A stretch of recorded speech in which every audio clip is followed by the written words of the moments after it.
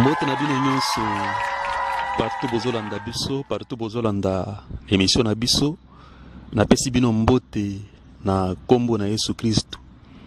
Lelo to se retrouver dans une nouvelle émission où tozolobela basin du temps de la fin. Donc bilembo ya tango na suka. Donc tozolobela ngo lelo, donc basin du temps de la fin. Basin du temps de la fin au boebi Seigneur Jésus-Christ o annonça ki yango na Matthieu 24. Soko tangi Matthieu 24 komona le Seigneur Jésus-Christ a annoncé ki basin ebele o tozali komona na mikolo na biso ya lelo. Donc c'est pourquoi lelo toza kolobela yango na kati ya émission na biso ya lelo.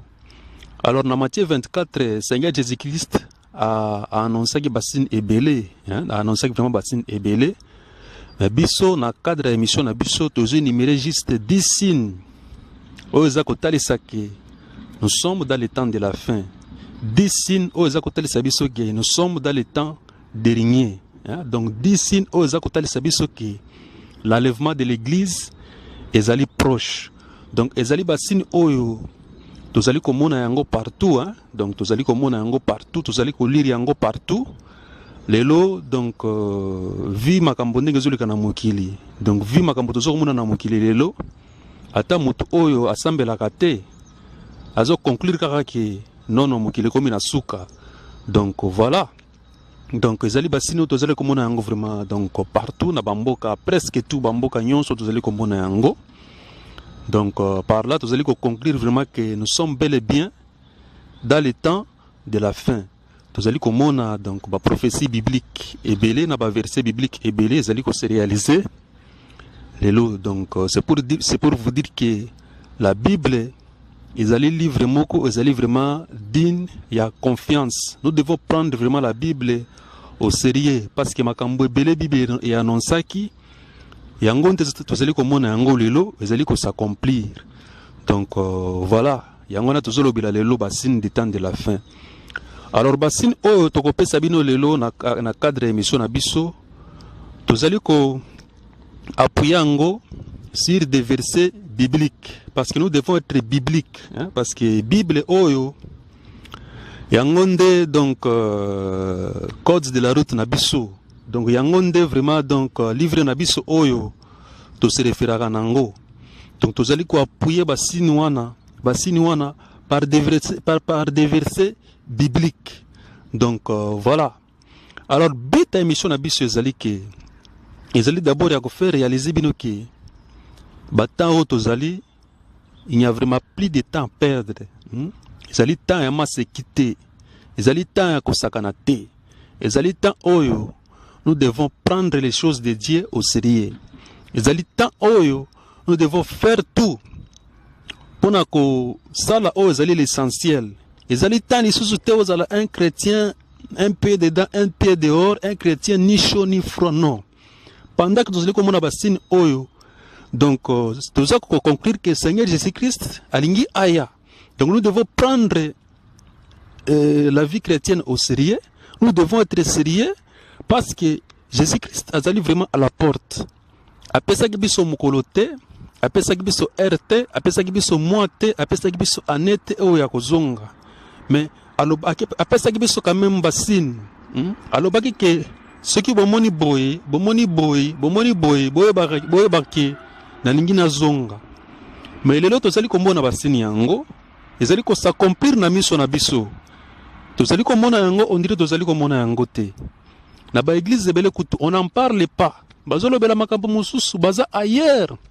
Au moment où basin du temps de la fin, tozali komona yango, ezali ko s'accomplir na miso na biso, mais na ba église mususu bazali ko loba yango vraiment te. Il n'y a que très peu d'églises nde bazali ko réveiller bana na Nzambe.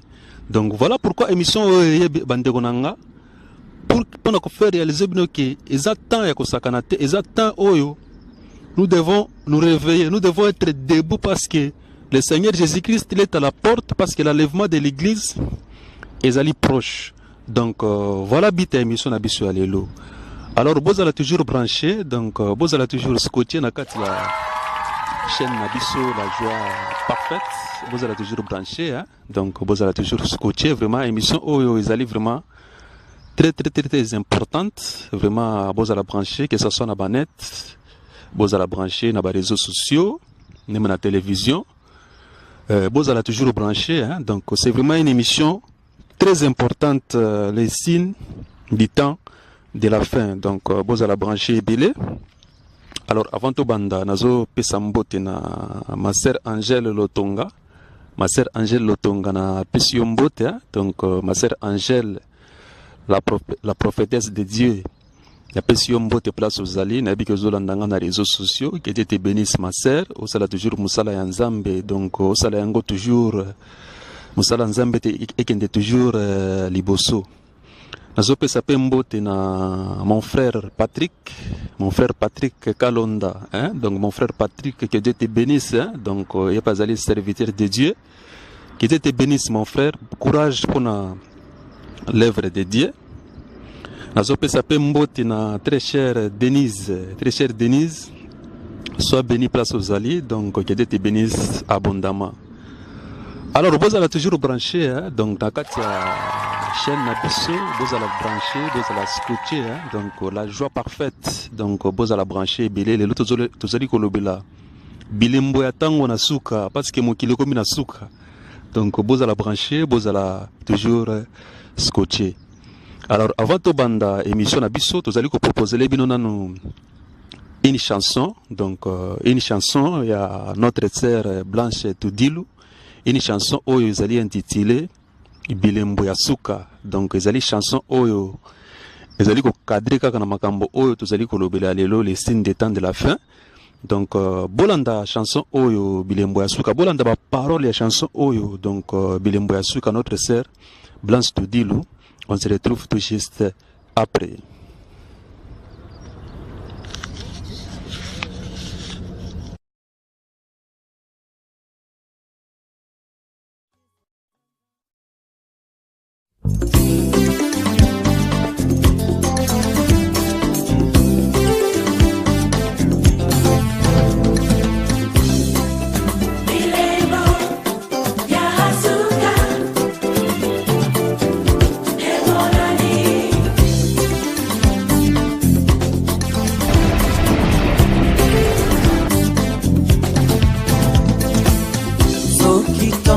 Tani na mboka bato bako sepela molili ekei mapata mahindi mopepe makasi bako nilengele ula elengi konoka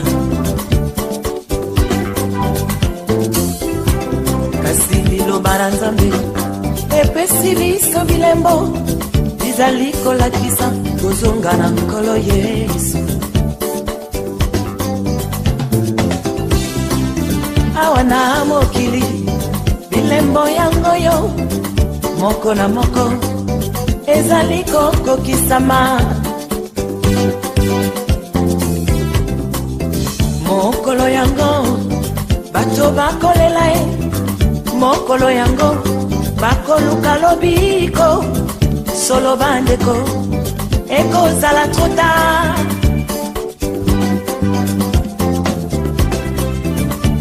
mawa mingi bato bakangi miso bazipi matoi baboyi kososola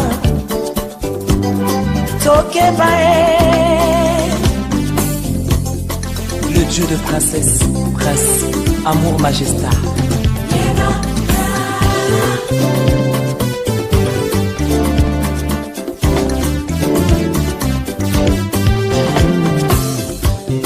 mokili mokomi na suka baninga basali ya lokuta batondi mingi ye mangomba pe lokola ekoma ebele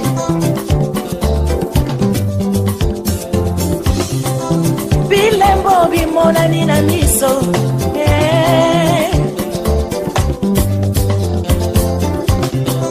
awana mokili bato bakomi koinana mabe maleki kati na mitema lokola na tango ya Sodom mpe na Gomor yeba nkolo Yesu alingi kobikisa yo yeba nkolo Yesu alingi kosalisa yo, yeba nkolo Yesu alingi kopambola yo, yeba nkolo Yesu akozonga ndeko.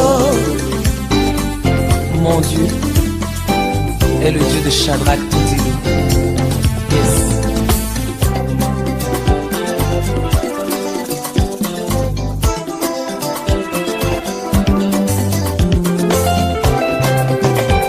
Obinelaka wapi? Soki obini awa te, alors yo ozali na esika yo obinelaka.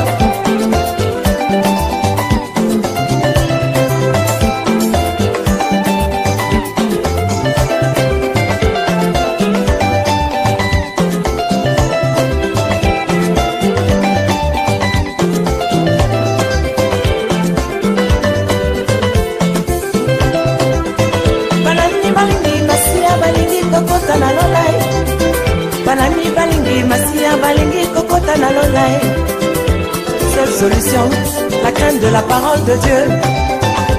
Seule solution, la crainte de la parole de Dieu.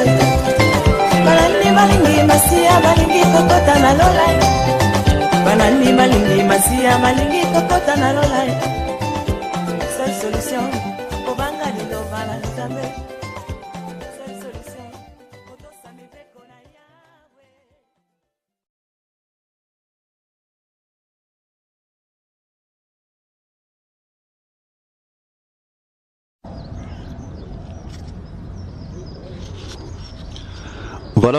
Voilà. Donc, on se retrouve dans la émission Nabiso, le signe du temps de la fin. On se retrouve, donc, vous allez toujours branché. Donc, Nabanzi Bauti Kulanda, une belle chanson, hein. Donc, Bilembo Yasuka, Yasser Blanche Tudilou, vraiment, c'est une chanson OEP et interpellé Bissou. Chanson OEO, Topona qui ango pambate. Donc, Toponi ango parce que zeli ko cadre na makambo, tozeli ko robela lelo, les signes du temps de la fin. Je crois que Boeki, donc, c'est Razako, yemba place moko lobi ke mokile komi na suka. Basali ya lokuta ba komi ebele, mangomba komi ebele, bilembo ezali komonana. Donc, voilà. Donc, je crois que chanson ont vraiment édifié Bino vraiment. Donc, que Dieu bénisse sa servante, Sœur Blanche, pour cette belle chanson. Alors, Boza l'a toujours branché. Donc, Tolingito démarrer Sikoyo. Émission Nabiso, donc Bilembo ya tango na suka, donc Boza l'a toujours branché, Boza l'a toujours scotché. Nazo senga Boza la na bana Bible, donc Boza la na Bible parce que tolobaki que tozali ko appuyer basine ya temps de la fin oyo. Tozali ko lobela lelo par des versets bibliques. Donc ayez vos Bibles avec vous, vous vérifier ba verset tozali ko pesa. Donc pour que vous comprendre que donc nous parlons le même langage avec les Écritures. Donc, vous allez toujours branché. Alors, sans plus tarder, c'est parti. On démarre pour na Bilembo ya tango na suka. Alors, basine ya temps de la fin, ndenge na annonça gibino awa, ndenge na ibsa gibino précédemment. Donc, ezali basine o tozali ko lire yango partout. Tozali ko mona yango partout, hein. Donc, bato ebele bazo mona yango mais ebele baza ko rêver. Ebele bazo monango donc bazo monango kaka donc bazo comprendre yango te. Donc biso lelo donc tozali kolobela yango donc tozali komona yango partout donc ba verset biblique ba passage ebele ba prophétie biblique ezali ko s'accomplir. Donc nakati ya ba mikolo na biso ya lelo. Donc voilà. Alors parmi ba signes ya temps de la fin tozali kolobela bino donc tozo énumérer bino donc 10 signes ya temps de la fin. Donc voilà. Donc que dans Matthieu 24, le Seigneur Jésus-Christ a pensé que signe belé mais biso na cadre d'émission le biso toujours numérer juste 10 signes aux acotal sabiso que l'enlèvement de l'église est allé proche parce que tu peux numérer ñon sauter parce que une mot la télé c'est le temps, hein? Donc la télé c'est le temps. Donc toujours numérer bino juste 10 signes aux acotal sabiso que nous sommes dans les derniers jours. Alors premier signe aux écoutants sabiso que nous sommes dans les derniers jours. Premier signe ezali l'attitude des gens. Donc attitude yabat. Voilà le premier signe. Donc l'attitude des gens. Donc ce que talika attitude yabat lelo. tu vas comprendre que nous sommes dans les derniers jours. Juste attitude ya batu ndenga bakomi lelo. Façon batu bakomi lelo. Et ça que nous sommes vraiment dans les derniers jours. Donc vous allez appuyer signe à partir ya donc passage à 2 Timothée, le chapitre 3, à partir du premier verset jusqu'au verset 5. Tout en gagnant le passage wango. Donc tout ça à 2 Timothée, hein? Donc vous la Bible, hein? Na 2 Timothée. Donc voilà, donc, pardon. Donc tout ça à 2 Timothée, le chapitre 3. Donc à partir du premier verset jusqu'au verset 5. La bande de verset apparaît. Donc nous lisons au nom de Jésus. Sache que dans les derniers jours, il y aura des temps difficiles, car les hommes seront égoïstes, amis de l'argent, fanfarons, hautains, blasphémateurs, rebelles à leurs parents, ingrats, irréligieux. Toujours continuer. Insensibles, déloyaux, calomniateurs, intempérants, cruels, ennemis des gens de bien, traîtres, emportés, enflés d'orgueil, aimant les plaisirs plus que Dieu, ayant l'apparence de la piété mais régnant ce qui en fait la force. Éloigne-toi de ces hommes-là. Voilà. Le premier signe. Il y a temps de la fin, l'attitude des gens. Donc tout le monde a 2 Timothée, passage au Totukotanga. Donc, bon, passage au Totukotanga Bandegonanga. Ezali Paul. Azali ko décrire ce qui va caractériser la société Nabiso avant enlèvement et église. Azali ko décrire makambo ko caractériser batu. Makambo ko caractériser la société Nabiso na temps de la fin oyo. Azali ko décrire comment les gens, comment ndenge nini batu bakozala na temps de la fin oyo. Donc azali vraiment Paul vraiment azali ko décrire yango. Donc azali ko décrire vraiment donc certaines des conditions d'ordre général, social, oyo eko caractériser mikolo oyo eko caractériser la société na biso na mikolo oyo ya suka. Alors Paul azali ko dresser liste moko prophétique. Donc une liste prophétique oyo azali composée na 19 mots. 19 makambo ya mabe. Oyo tozali komona na mikolo na biso ya lelo. Donc voilà. Autrement, Paul azali ko prédire, c'est la prédiction de l'incrédulité. Azali ko prédire incrédulité oyo kozala na batu na mikolo tango na suka oyo. Donc nous les chrétiens, il faut s'attendre nango déjà. Alors voici ce que l'apôtre Paul, il est liboso tient liste na ye. Il est liboso lubi ki batu bakoma ba égoïste. Première chose que l'apôtre Paul a tient la liste, l'égoïsme. Donc l'égoïsme. C'est-à-dire lelo tsokotali lelo batundenge bakomi ba égoïste ya kosakana te bandeko na ngai. Un égoïste c'est qui? Un égoïste c'est quelqu'un qui est donc amoureux de sa propre personne. Donc quelqu'un qui est exclusivement préoccupé kaka na ye moko. Donc il ne pense qu'à lui, il ne pense pas aux autres, il ne pense qu'à donc azo penser qu'à naye. Donc aza donc lelo voilà batu bakomi bongo lelo. Donc batu bakomi ba égoïste. Lelo batu bazolo kaka ba intérêt na bango. Bazolo kaka ba intérêt na bango, bazolo ka intérêt ya batu misusu te kaka intérêt na ye. Donc voilà batu ndenge bakomi vraiment donc na temps tozali bande konanga. Eza makambo tozali komona. Lelo batu misusu po kabelo ta mbongo vraiment. Problème. Maboko makasi. Azawana zana mbongo mais po asunga mutu. Po asunga mutu azana des besoins, mutu azana pasi, mutu azana logo te. Rien. Alingi kaka ye. Voilà. Batu bakomi ba égoïste. Voilà.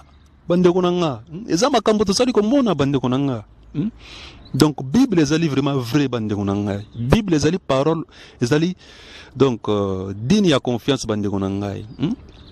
L'égoïsme, l'égocentrisme, tendance à concentrer makambo nyonso kaka sur soi-même. Ye kaka moi donc bati mususu te ye kaka. makambo wana tozomona yango mena bapolitisien na biso na Kinshasa bapolitisien na biso omona soko aza kosala bakampagne na ye wana aza kosensibilize bato aza kopromettre bato makambo ebele mais une fois kaka bavote ye c'est fini, il vous oublie. Il ne pense qu'à lui et sa famille. L'égoïsme. Bon souffrir, bon souffrir. Donc il y a un qu'on a té. Il ne pense qu'à lui. Il pense qu'il n'a pas intérêt à lui. Batouba koufa, il était. Voilà. Tous les gens même n'a pas politicien n'a biso bande qu'on a un donc voilà. Mais pourtant la Bible ne nous enseigne pas l'égoïsme. La Bible nous enseigne l'amour du prochain. Il faut que tu la paix baninga. Il ne faut pas concentrer makambo sur soi-même, non. La Bible ne nous enseigne pas ça. La Bible nous enseigne qu'il faut concentrer makambo sur les autres. Il faut que tu la paix baninga. Osungi pe moninga. Ce que vous avez la possibilité de sunga moninga, osungi épée. Voilà ce que la Bible nous enseigne. Mais l'élo c'est le contraire. L'élo est égoïste. Voilà. Et là, le bosso, apôtre Paul la chinaliste, na yena katia passage. Deuxième chose, c'est quoi? Ami de l'argent. Voilà. Donc, le loba tuba comme ami de l'argent. Batuba lingi mbongo bandego ngai vraiment. C'est-à-dire ami de l'argent, c'est-à-dire batuba comme ba kipid. Ba kipid ako sakana te, ba comme ba avare. Pona mbongo ko tiko bomayo. Pona mbongo. Donc, il est capable de tout faire. Batuba comme un regard. Il y a convoitise sur l'argent. Ne pas compte, mais il y a toujours une impulsion à acquérir toujours un peu plus. Voilà. Voilà. Ami de l'argent. Voilà. Les hommes comme tous mon alelo bande kunanga. Les hommes comme tous mon alelo. Ba cause ya ba guerre ebele na bamboka ebele l'une des causes de la guerre ebele na bamboka ebele c'est l'argent. Batu ba kufa ezana yekuna te ya lingi kambongo. Voilà. Troisième chose, apôtre Paul la liste na ezali nini? Ezali fanfaron. Donc batu ba koma ba fanfaron bande kunanga. Un fanfaron c'est quoi? Un fanfaron c'est un vantard. Un vantard. C'est-à-dire les lots zo monango les lots bande kunanga ba vantard ba comme ebele. Les gens se vantent de leur accomplissement. Accomplissement et l'on a eu mon ils se vantent. C'est moi. Et ça n'a ma casse donc va vanter pas comme belle. Assemble moi car face se vanter faut là ça faut pas sentir. Voilà. Tout ça mon angole là. Se vante donc on a les puissants, on a les influence. Donc ils se vantent, n'a pas bien accumulé, n'a pas bien matériel donc tu vas comme prétentiel les lots bande konanga. Voilà. Et ça m'a comme tout ça mon ango, c'est-à-dire les lots.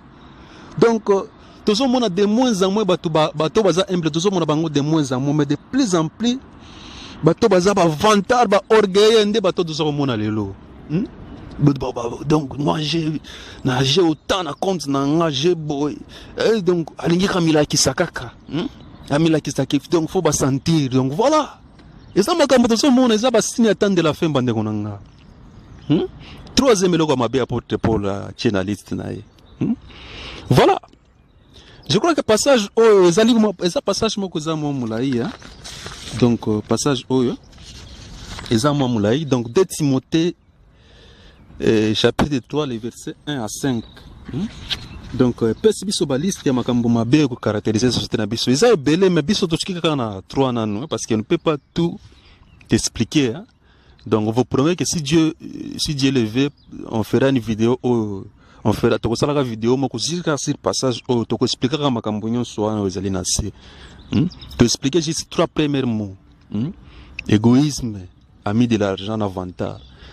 Mais avec le temps, si Dieu le permet, tu peux expliquer donc makambo mususu, tu vas rebelle à leurs parents, tu vas commis hautain, blasphémateur, tu peux expliquer makambo wana moko na moko. Donc voilà.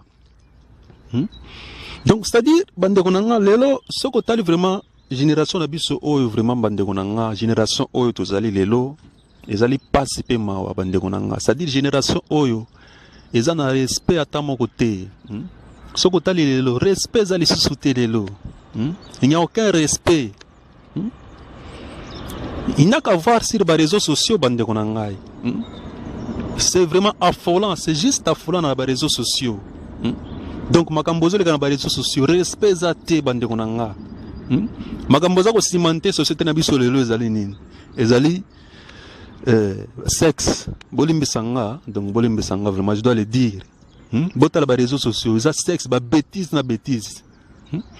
Donc voilà. Makambozo ko cimenter société na biso, ezali mbongo.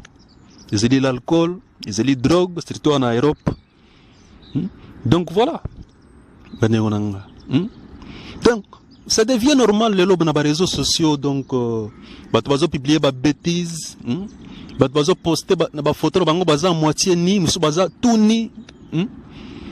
Dans Facebook, net na périscope bande konanga soki ke na périscope ka musu ba so sala na périscope bande konanga c'est na habité tant na habité vraiment bande konanga j'étais sur le périscope je me suis dit maman zambe nanga to komi na suka na périscope pour mona pena banidiste bazawa na bato moko se promener ni bazawa ni se jeune pas donc bazawa ba banidiste ba musu bazo se filmer donc j'ai vu une vidéo film ko ni azo se promener na ni na périscope bande konanga parce que ngana sana périscope pona na zaka mingi na périscope pona ko prêcher bato mais makamona mona kakuna bande konanga na habité donc nous sommes au temps de la fin bande konanga voilà makambo za ko cimenter société abiso même na ba Facebook ba mususu omona donc ba bêtise kaka ba bêtise il y a même d'autres chrétiens aux na Facebook tu ne prêches même pas tu ne parles même pas de Dieu ba chrétien comme une tendance et au côté en avant on a ba bêtise ba baza ko sala. Au lieu de prêcher, au lieu de parler de Dieu, au lieu d'évangéliser, tu n'évangélises pas. Comme il a qui ça, donc makambonayo, comme il exposé moi trop est-ce que vraiment on a besoin vraiment que tout le monde a vraiment des choses s'exposer? Tu t'exposes un peu, mais tu parles beaucoup plus de Dieu. Nous ne devons pas faire des choses comme les païens bandekonanga. Donc voilà. Makamboza ko cimenter société na biso lelo. Dans les réseaux sociaux, bah bêtises. Voilà, bande konanga. Et le pire dans tout cela, c'est que personne ne semble s'en inquiéter. Donc, bah pas s'inquiéter les sociétés, ça c'est devenu normal lelo, c'est devenu normal. C'est devenu vraiment normal. On joue les fiers, on revendique son impudicité, on en rigole même, c'est devenu normal bande konanga. C'est devenu normal. Bazo publier bah bêtises. Publier, donc c'est devenu normal. Dans les réseaux sociaux, dans le périscope, si tu parles de Dieu, quand je parle de Dieu, tu me suis bloqué, tu me suis toi, tu balingue koyo comme nzambe, tu balingue comme bêtise kak. Donc si tu parles de Dieu là, donc bazo mona ko bizarre, dans le périscope, dans internet, bande konanga. Donc voilà, la société d'Abisso est vraiment en attente de la fin, batonding va commis. Donc voilà, bande konanga. Voilà. Donc en somme, donc je peux dire que les 3/4 de la génération d'Abisso Oyo, ils allaient perdus. Ils allaient bien perdus. Pire que Sodome et Gomorre. Pire que Sodome et Gomorre. Dans Sodome et Gomorre, il y avait des péchés. Mais dans Sodome et Gomorre, il n'y avait pas l'internet. Dans Sodome et Gomorre, il n'y avait pas WhatsApp. Il n'y avait pas tous ces réseaux sociaux où il y a il n'y avait pas ça. Mais génération d'Abisso, je peux dire les 3/4 ils allaient perdus. Pire que Sodome et Gomorre. Mais pour l'Abisso chrétien, nous devons être différents. Il faut que Dieu nous trouve différents. Donc voilà. Et puis donc pendant que nous sommes en Makambouana, donc tout cela ils allaient déjà annoncer. Donc c'est pour vous dire que la Bible est livrée. Donc voilà, la Titi Diabatou attend de la fin. Les premiers signes attendent de la fin, la Titi Diabatou. Voilà. Alors, deuxième signe, deuxième signe, progression du satanisme. C'est-à-dire, progression du satanisme. Pourtant, le satanisme est progressé. Voilà, le deuxième signe. On a tout ça pour un passage à 1 Timothée, chapitre 4, le verset, à partir du premier verset jusqu'au verset 2. Donc, tout le temps, on a 1 Timothée. Donc avant de salir à 2 Timothée, ce que tu as 1 Timothée, chapitre 4, à partir du premier verset jusqu'au verset 2, nous lisons nos Jésus. Mais l'Esprit dit expressement que dans les derniers jours, dans les derniers temps, quelques-uns abandonneront la foi pour s'attacher à des esprits séducteurs et à des doctrines des démons. Par hypocrisie, des faux docteurs portant la marque de la prophétie dans leur propre conscience. Voilà, Bandegonanga, le deuxième signe attend de la fin. La progression du satanisme. C'est-à-dire, dans la société, il y a de plus en plus de sorciers. Il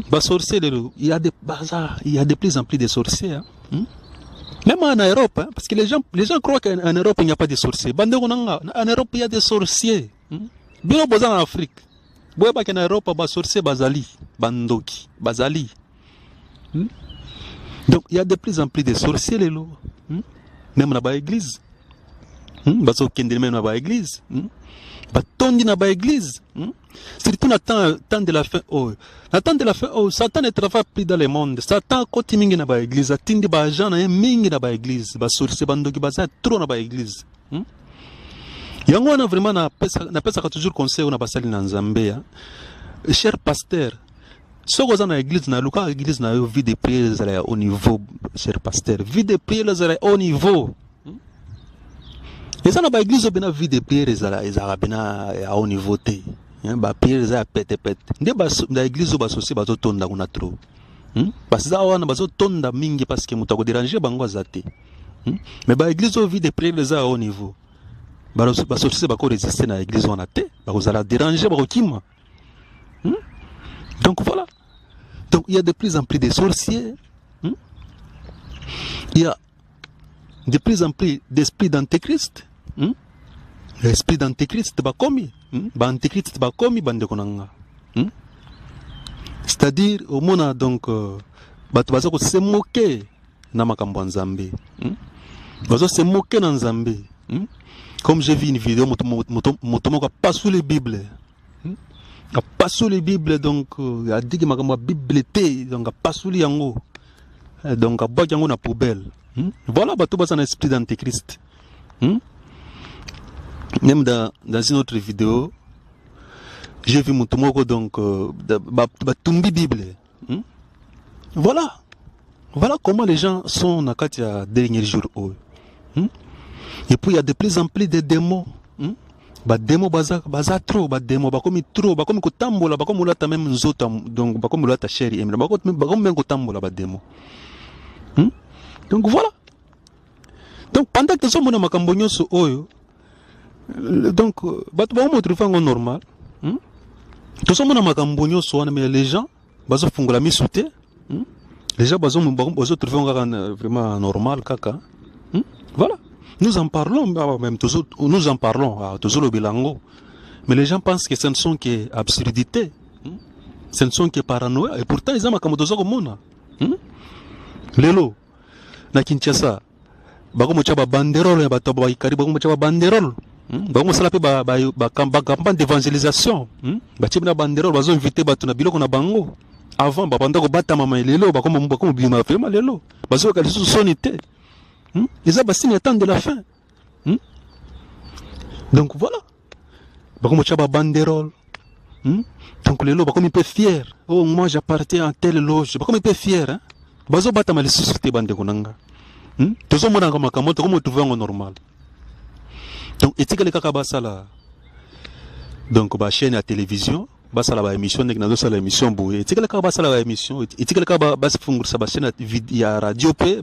Donc, ba ponde pe ko évangéliser pe. Nandengi na bango. Donc voilà. Et ça, signe, oh, ils ont que nous sommes vraiment au temps de la fin. Ils ont le temps que ça canate bande konanga.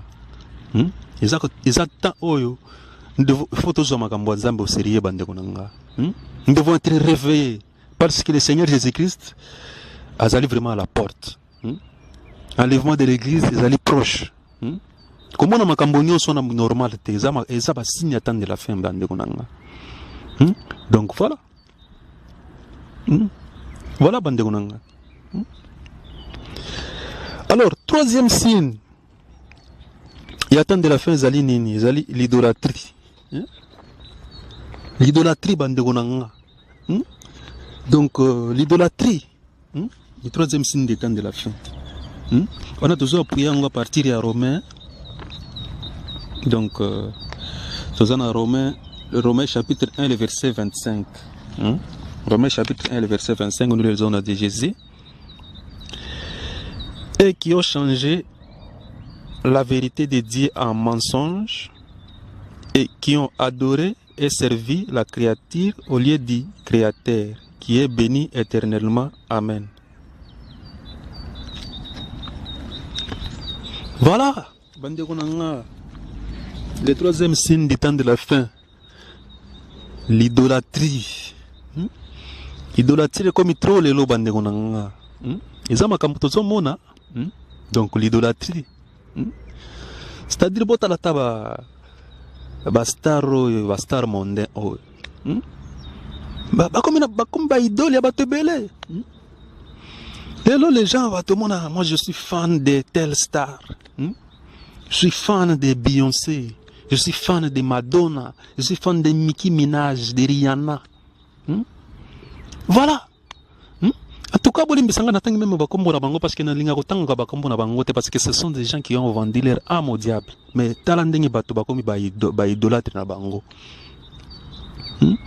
les gens sont prêts de mourir pour les idoles. Ils sont prêts. Ce que balobika kama be ya star nae azali prêt pour la star nae bandegonanga. Azali prêt pour na bunda pour la star nae. Même na Congo, tout le monde a battu ba mbeli likora ba star na bango. Parce que akeko bunda parce que balobela ki star nae balobela ki mabe akeko bundira star nae au moment où star nae wana ay bien même pas famille nae après ça même pas mbongo mais azo bundira star nae bandegonanga. Voilà batu bango ba idolâtre. C'est de l'idolâtrie. Nga so na ki voya star moko boyete na la ka bien te nga voya star boy sala ka nga kitoko makasi. Voilà l'idolâtrie o batu bakomi na ngolo lo bandeko na nga izali makambo tozali komona. L'idolâtrie. Voilà bandeko. C'est-à-dire batu na ebiteza mawa mingi. Eza mawa mingi. Gloire oyo nzamba za ko mériter. Mais batu bapesa ngo batu. Gloire oyo seul Dieu ozali ko mériter mais bapesa ngo batu lelo. Bapesa gloire na ba star.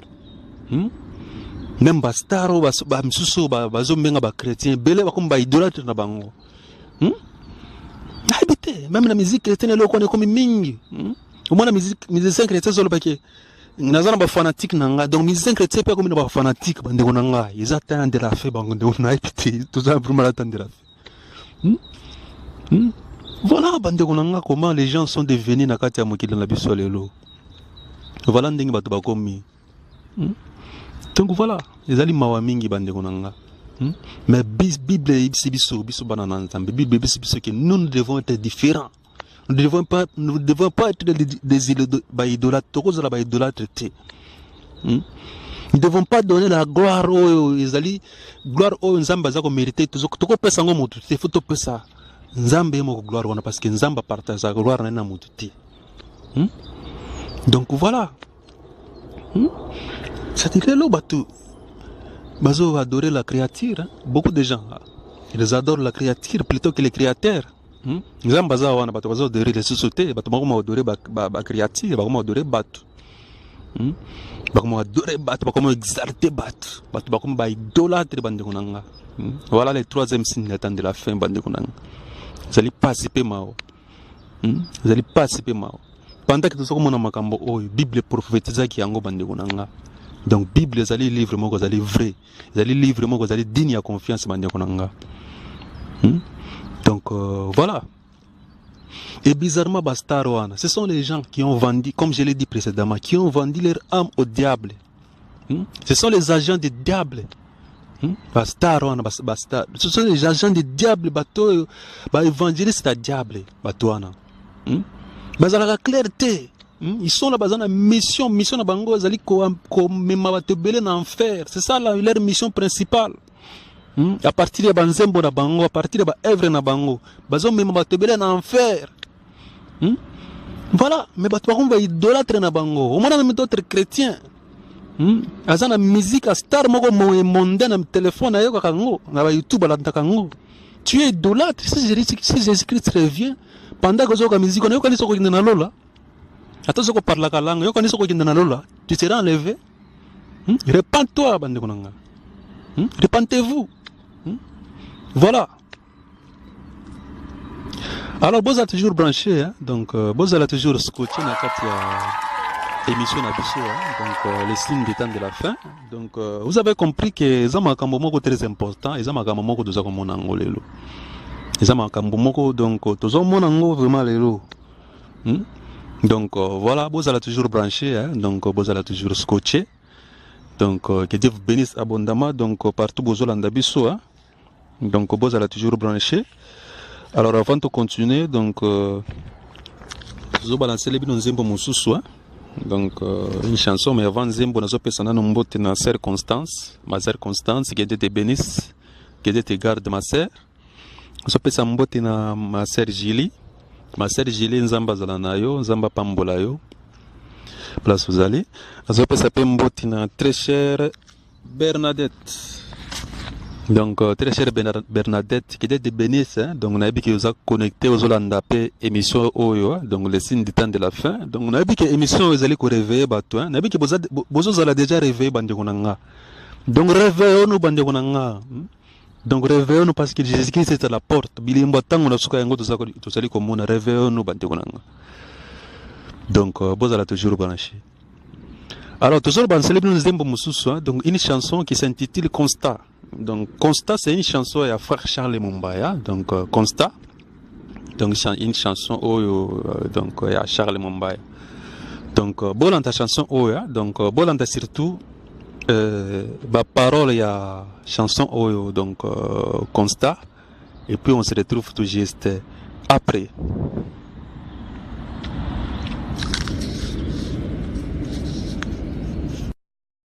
Frère,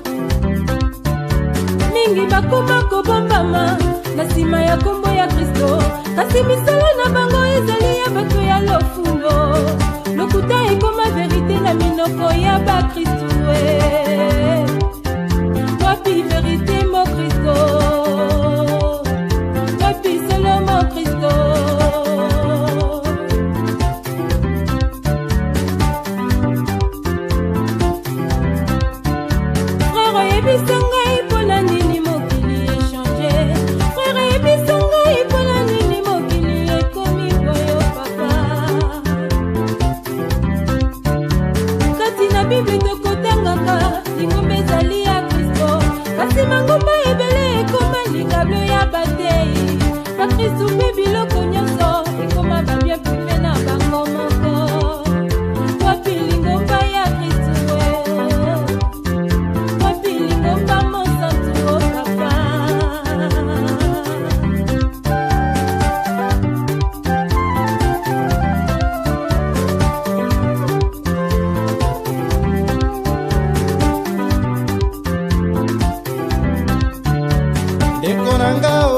nayoki maso oyo ozali kotuna kasi kobosana te makambo nyonso oyo tozali komona ekomama na bible ete na mikolo ya suka ebele ya bafo profete bakotonda na mboka bakoluka kozimbisa mitema na bandimi mosusu wana tokomona makambo oyo nyonso na mokili bitumba kokabwana bampasi ekondina na mboka koya na mwana moto solo ekomi pembeni senzelaka moninga mokolo ebani te moto akosa yo te osimba kondima na yo makasi senzelaka moninga senzelaka moninga senzelaka moninga senzelaka moninga senzelaka moninga senzelaka moninga senzelaka moninga senzelaka moninga.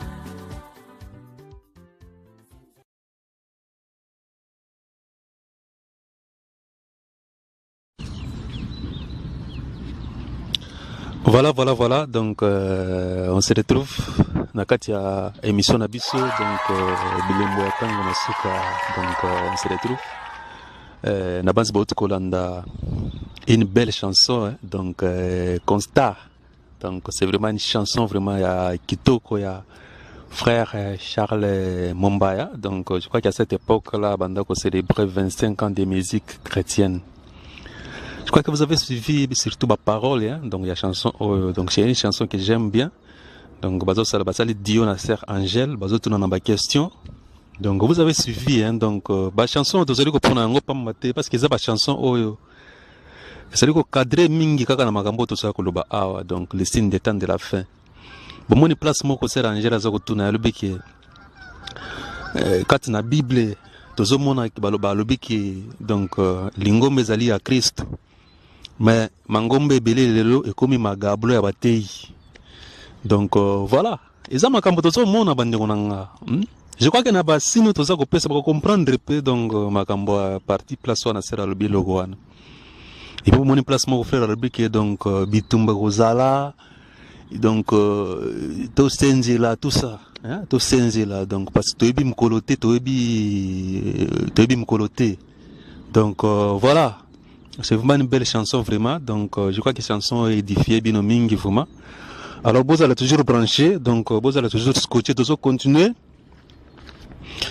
Le signe du temps de la fin. Alors, tu comme dans le quatrième signe.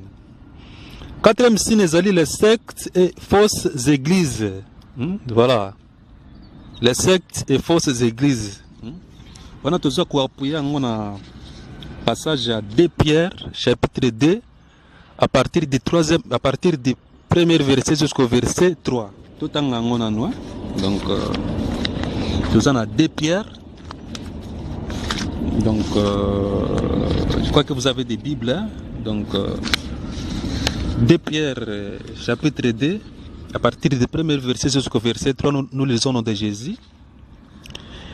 Il y a eu parmi les peuples des faux prophètes, il y aura de même parmi vous des faux docteurs qui introduiront des sectes pernicieuses et qui, reniant les maîtres qui les a rachetés, attireront sur eux une ruine soudaine. Plusieurs les suivront dans leur dissolution et la voix de la vérité sera calomniée à cause d'eux. Et par cupidité, ils trafiqueront de vous au moyen des paroles trompeuses et qui menacent depuis longtemps la condamnation et de la ruine ne sommeille point. Voilà, les sectes. et les fausses églises. Et comme il est belé, hein, secte, comme il est belé, c'est surtout dans Kinshasa, secte. C'est-à-dire, donc, la plupart des sectes s'est développé à partir du 18e siècle, hein? Donc, 18e siècle, non, 19e, à partir du 19e siècle, et comme quoi s'est développé, dans le 21e siècle, comme il est belé, c'est-à-dire, secte, l'église, il y a Satan, ils ont belé. C'est-à-dire, nous devons faire très attention, Tant que vous êtes dans l'église, vraiment, il faut que ça attention. Il y a des églises où batanga kombo ya Nzambe, batanga même kombo ya Yesu. Mais le cause na kati kuna ce n'est pas Jésus mais ezali diable mutaza ko diriger l'église wana. Donc voilà, bande konanga, ba secte. Alors topé sabino non ba sin oyo eza ko tali sabino donc qui église wana ezali secte. Sin oyo à partir na yango ko yeba ke église ou les sectes. Donc, nous avons une église ou les sectes. Premièrement, si vous avez une église ou vous avez détourné souvent évangile, vous avez détourné parole de Dieu à leur profit. Vous avez affaire à une secte. Sortez de là, sortez de là. Donc, il détourne la parole de Dieu à leur profit. C'est-à-dire, vous avez tordre la parole de Dieu. Bazolo sa parole de Dieu, ma parole de Dieu l'obité. Pour que va gagner bambongo, pour que va dépouiller banana Nzambe. Sachez que vous avez faire à une secte. Sortez de là, bande konanga. Donc voilà. Donc bazo prêcher ba fausse doctrine. Donc sortez de là. Si vous allez dans l'église, oh bazo comme ça ba simple serviteur de Dieu, bazo comme ça bango banzambe. Sachez que vous avez faire à une secte. Sortez de là, bande konanga. Eza église ya Nzambe te zali secte, c'est-à-dire basale na Nzambe bakomi misi bango banzambe, bakomi misi bango neti banzambe. Donc osali na Nzambe soka ye omona bato bazo trembler. Aye wana donc bazo trembler donc habité. Vous avez affaire à une secte. Sortez de là. Eza église ya Nzambe te. Donc voilà bande konanga. Et puis il y a aussi une autre chose. Une autre chose, c'est quoi? C'est cet évangile démoniaque qui est commis. L'évangile diabolique qui vient des ténèbres. L'évangile de prospérité. Évangile de prospérité. Il y a l'évangile Nzambete. Il y a l'évangile démoniaque, il y a biblique. Si vous êtes dans une église, vous allez gagner de l'argent, vous serez des riches, vous serez des leaders, vous allez régner. Ceux qui vont sortez de les sectes. Sortez de là. Je ne suis pas contre la richesse. Je ne suis pas contre Mbongo, parce que nous avons besoin tous de l'argent. Mais ce n'est pas ça qui est prioritaire devant Dieu, bande konangai. Ce n'est pas ça qui est prioritaire. Ce qui est prioritaire, c'est d'abord les relations en Nzambe bien, c'est d'abord de les salir. Parce que Mbongo même pas payer bazanango. Il y a des gens qui ne prient pas Dieu, mais ils ont de l'argent. Que direz-vous de Bill Gates, qui n'est même pas croyant, qui n'est même pas chrétien, qui ne croit même pas Seigneur Jésus-Christ, mais il est milliardaire. Alors que direz-vous de lui? Donc, parce que faire tel ça, banana Nzambe qui, ce que pambo mité, zambazana yote. Non, c'est faux archifaux bande konanga. C'est faux archifaux. Ce que zana mbongo te, ce que ozana bénir financièrement te, Dieu n'est pas avec toi. C'est faux archifaux bande konanga. C'est faux. Il y en a bazana mbongo belé balala kaponge te. Il y en a bazana mituka belé, mituka bango za ba serke. Mais apparemment, bozo monango lokola benti baza béni, mais baza na kima na mitema te. Mais il y en a qui ont peu, mais qui ont la peu du cœur. Voilà comment l'évangile va comme tel dans l'église bande konanga. L'évangile de prospérité. Donner prise, bo pesa pour que bo pambwama. Bazo depuis banana Nzambe. Basale Nzambe comme ba pourboire. C'est que quand vous voyez des choses comme ça, c'est ce que vous avez faire à une secte. Sortez de la bande konanga. Méfiez-vous de ces églises, Bandegonanga, parce que Bele Baza en Zambeti. Voilà, Bandegonanga. Évangile et prospérité, Zayan Zambeti. Jésus-Christ a le bas que cherchez premièrement le royaume des cieux. Et le reste vous sera donné par dessus. Le royaume des cieux d'abord. Mais le lot va inverser. Cherchez premièrement les restes là. C'est-à-dire, cherchez premièrement l'argent. Cherchez premièrement les voitures.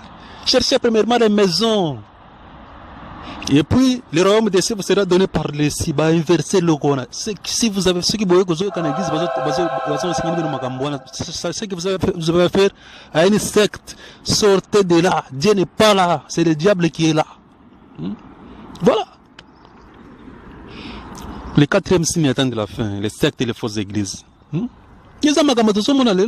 Pendant que nous sommes dans Macambouana, nous avons tordre les paroles de Dieu. Ça, c'est que les gens signe attendent de la fin. Donc, ils ont signe attendent de la fin. Les sectes comme il est belé. Les sectes berniceuses comme il est belé. Les fausses églises comme il est belé.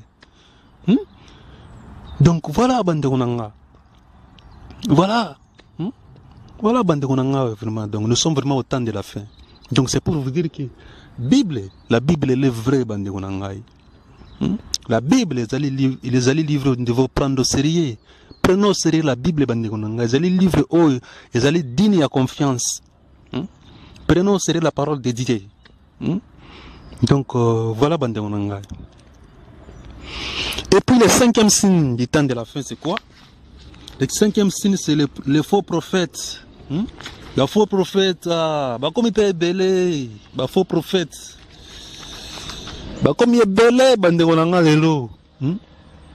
Basa kolina lokota, comme il est belé, surtout na Kinshasa. Comme il est belé. Avant, Bazagi ba devin. Banda ko talisa ba tumaboko, ba ponga bi. Bazala ki ba marabout. Même lelo, ba se déguiser. Donc, comme il va se déguiser en serviteur de Dieu.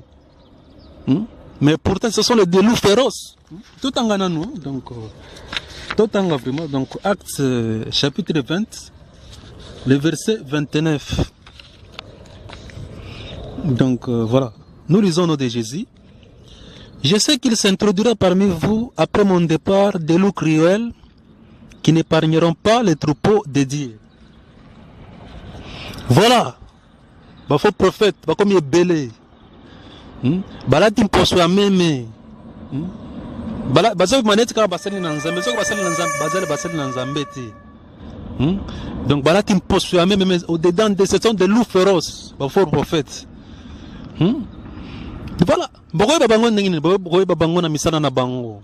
Tu peux se donner un bastin, les autres, donc, ouais, moutoisa faux prophète. Si vous voyez des gens, qui ont soi-disant l'onction, et puis, parce que se servir na soi-disant onction pour détourner les enfants de Dieu, c'est ce que vous avez fait à des faux prophètes. Sortez de là. Donc, bazo se fontenga na zana onction, ça se servir na soi-disant onction, ça se servir en haut pour détourner les enfants de Dieu. Sortez de là. C'est un faux prophète. C'est un faux prophète. Regardez par exemple, réalisateur une image vraiment na monaki.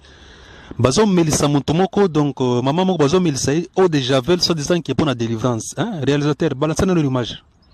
Voilà l'image yango voilà une pièce d'histoire comme ça. Donc bazom melisa montou eau de javel soit disant qui est pour la délivrance.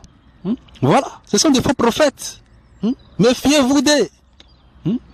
Voilà. Balancer une image mosusu. Voilà image bandekonanga. Baso pompele moto insecticide. Baso pompele na nzoto. Soit disant que pour la délivrance. Na habité bandekonanga. Na habité na batongo bakindaka ba église on a habité. Tout ça attend de la fin vraiment bandekonanga. Donc ba comme est belé.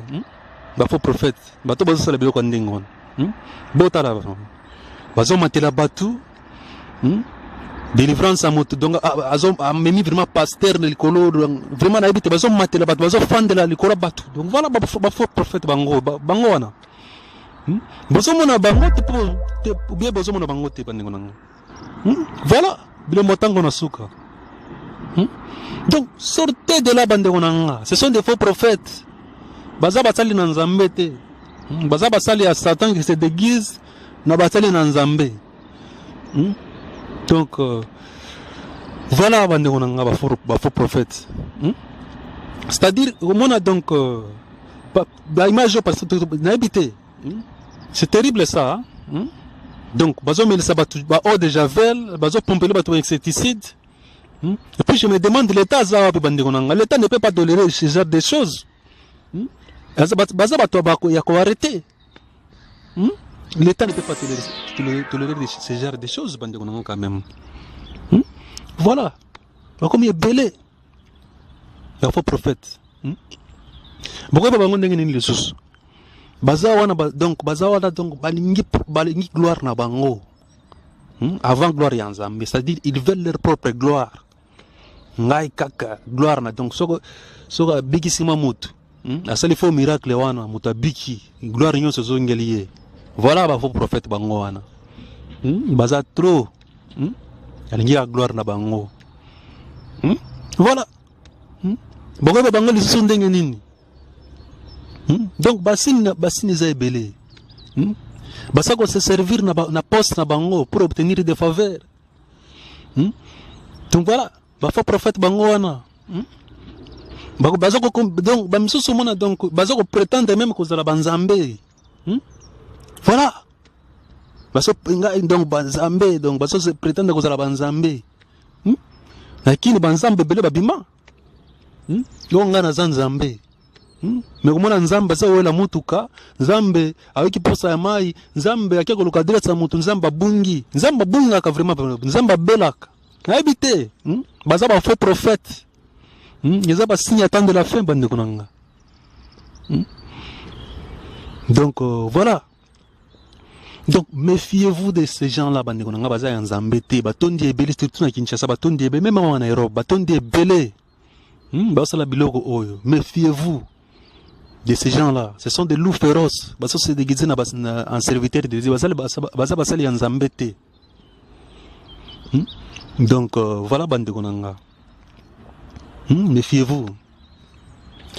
Bon, je crois que donc basine yango za belé donc tu sais bien que tu peux savoir 10 signes donc mais lelo na banzi réalisateur na biso so signaler biso qui temps et comme vraiment presque à la fin. Le lot, ceux qui n'en ont 5, donc ceux qui n'en ont 5 signes, donc parce qu'on ne peut pas donner tous les 10 signes quand il y a émission moko, parce que la télé c'est le temps. Donc ceux qui n'en ont 5 signes les lots, donc 5 signes autres que Sibino, donc 5 signes il y a temps de la fin. Donc premier signe tout le bagage qui attitude il y a bateau. Donc l'attitude des gens, donc tu appuies en à partir de 2 Timothée chapitre 3. À partir du premier verset jusqu'au verset 5. Deuxième signe progression, il y a satanisme. Tu appuies qui à partir de 1 Timothée chapitre 4, à partir du premier verset jusqu'au verset 2. Troisième signe, c'est l'idolâtrie. Tu appuies à partir de Romains 1, le verset 25. Quatrième signe, c'est la secte, la faux église. Tu appuies à partir de 2 Pierre, chapitre 2, à partir du premier verset jusqu'au verset 3. Cinquième signe, autre kolobela, les faux prophète, tu appuies à partir de Acte 20, le verset 29. Voilà donc, tu peux nous dire 5 signes pour aller vraiment bande konanga.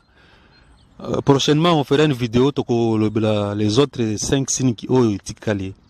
Alors vraiment, bande konanga, pendant que tu as comme un signe oyo, tu vois que vraiment que Bible ezali vrai, magambo Bible prophétisaki, yango tomoni yango na miso na biso. Yango tomoni yango na mikolo na biso. Alors nous devons nous préparer vraiment bande konanga. Exactement se quitter. Exactement oyo. Nous devons vaquer à la prière parce que le Seigneur Jésus-Christ il est à la porte. Ndenge na yesa kibino na début émission, après ça kibiso mokolote oya koya. Après ça kibiso RT, après ça kibiso moite, après ça kibiso anete. Mais après ça kibiso basine. Basine yango yango yo, o to lobeli a osilité to continuer na prochaine vidéo. Donc bon comprendre no basin auto pesi awa eza basin auto zomona de basin auto eza kotal service que c'est vrai le Seigneur Jésus-Christ azali à la porte. Alors vraiment nous devons être prêts. Nous devons être prêts parce que l'enlèvement est allé proche. Ce que le Seigneur Jésus-Christ a eu, il faut qu'il y ait prêts pour que tu aies un enlèvement. Donc voilà. Donc nous devons vraiment nous préparer. Alors que Dieu vous bénisse donc abondamment. Donc Nandenge Bolandi vraiment émission Nabiso. Donc Zamba Pambola Bino o ezali kaka volume 1. Donc tokoya na volume 2 o tokolobela les 5 autres signes oyo et tikali. Vraiment Nzambe Pambola Bino vraiment partout Bolandi Biso donc nakati ya chaîne Nabiso la joie parfaite. Donc que Dieu vous bénisse abondamment donc de partout. Zamba Pambola Bino, je crois qu'avant aussi ça Nazo Pesambote na mon frère Rodrigue. Donc mon frère Rodrigue qui était bénisse donc le serviteur de Dieu Rodrigue. Donc Zamba Pambola mon frère, pe Musala Nzambe qui est toujours liboso.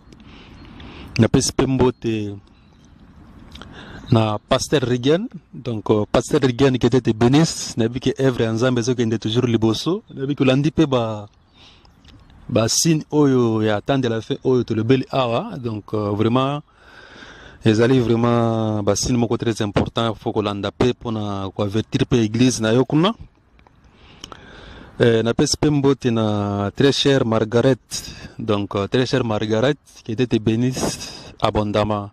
Alors Nzamba Pambola Bino donc pona lelo to suki awa donc prochainement to na volume 2 pour continuer les 5 autres signes oisikali. Vraiment Nzamba Pambola Bino se retrouve prochainement dans une autre partie à émission Abyss Oezali intitulée les signes des temps de la fin. Que Dieu vous bénisse abondamment. Ciao.